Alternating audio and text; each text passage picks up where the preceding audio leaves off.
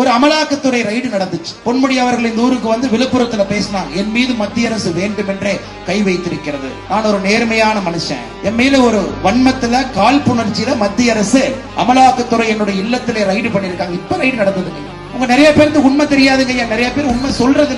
பொன்முடி அவர்கள் மீது ரைடு நடந்ததற்கு காரணம் அண்ணன் தான் சம்பாதிச்ச பணத்தை எல்லாம் 2 கம்பெனி விலைக்கு வாங்குறாங்க. இந்தோனேஷியால ஒரு கம்பெனி விலைக்கு வாங்குறாரு. பிடி எக்ஸல் மெகிண்டோ அப்படிங்கிற ஒரு கம்பெனி இந்தோனேஷியால விலைக்கு வாங்குறாரு. 2வது கம்பெனி துபாயில விலைக்கு வாங்குறாரு. யுனிவர்சல் பிசினஸ் வெஞ்சர் என்கின்ற கம்பெனி. அண்ணே சாதாரணமா விலைக்கு வாங்கல. எங்கேயாச்சும் உலகத்துல 42 லட்சம் ரூபாய்க்கு ஒரு கம்பெனியை வாங்கி 110 கோடி ரூபாய்க்கு வித்ததை பார்த்திருக்கீங்களா?